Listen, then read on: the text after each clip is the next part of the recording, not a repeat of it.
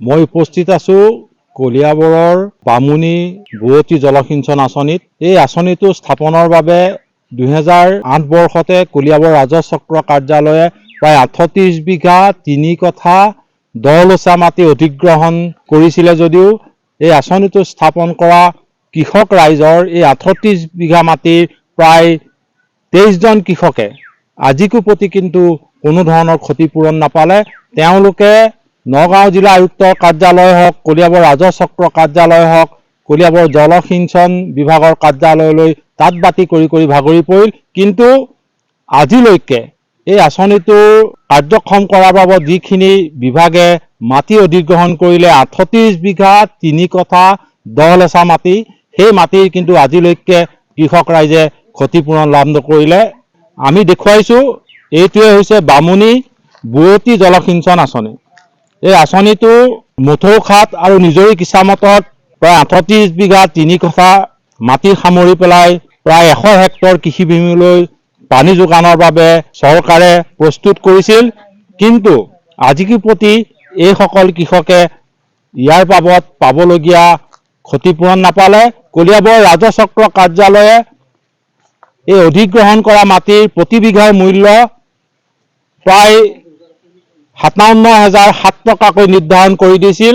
অৰ্থাৎ এই অঞ্চলৰ 23 জন কৃষকে প্ৰায় 23 লাখ টকা চৰকাৰৰ পৰা পাবলগীয়া আছে যদিও কিন্তু প্ৰায় 7টা বছৰ উকলি যোৱাৰ পিছতো এইসকল কৃষকে আজিলৈকে অধিগ্ৰহণৰ মাটিৰ বাবদ ক্ষতিপূৰণৰ বাবদ এটকাও লাভ নকৰিলে। আমাৰ লগত এগৰাকী কৃষক আছে।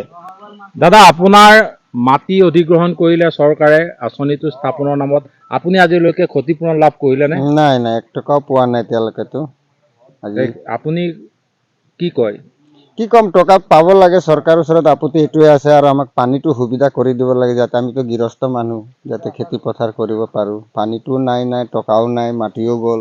এইটোৱে আৰু আমাৰ দুখ আছে বহুত। আপোনাৰ লগত আৰু বহু কৃষক আছে? বহুত আছে, বহুত জনৰ আছে মাটি, বহুত জনৰ গৈছে। কোনো ক্ষতিপূৰণ একজনো পোৱা নাই।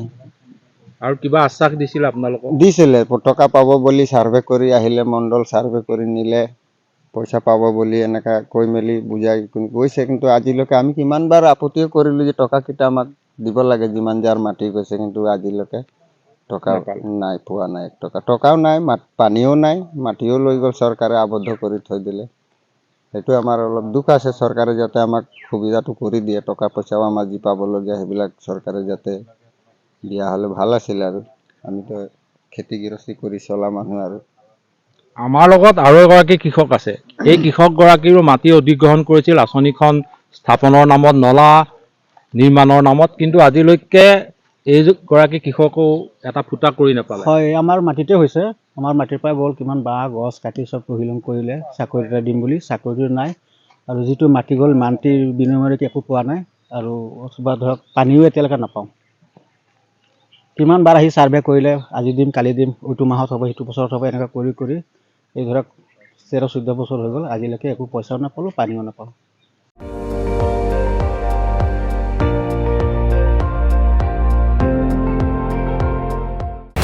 আপুনি চাই আছে ND24, সৰ্বশ্ৰেষ্ঠ নহয়, সৰ্বোত্তমৰ দৌৰত।